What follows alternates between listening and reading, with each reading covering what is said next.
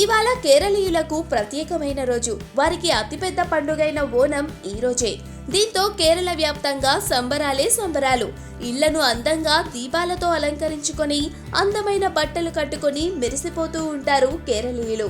ముఖ్యంగా అమ్మాయిల్ని ఓనం రోజు చూడటం కనువిందే. తెల్లటి చీరల్లో జ్యువెలరీతో కలకల్లాడిపోతూ ఉంటారు. సెలబ్రిటీలు కూడా ఇందుకు మినహాయింపు కాదు. సౌత్ ఇండియా టాప్ హీరోయిన్లలో ఒకరైన నయనతార కూడా కేరళ అమ్మాయే అన్న సంగతి తెలిసిందే. ఆమె కూడా పండుగ రోజు సంప్రదాయ పద్ధతిలో ముస్తాబైంది.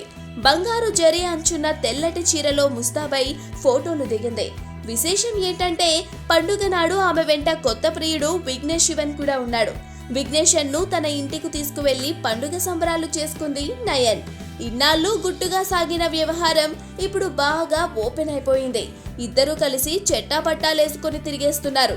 మీడియా వాళ్ళున్నా ఏం కంగారు పడట్లేదు.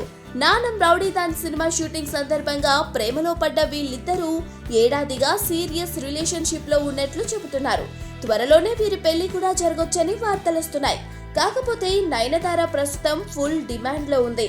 ఇంకో 2 ఏళ్ల వరకు సినిమాల నుంచి బయటకొచ్చే పరిస్థితి లేదు.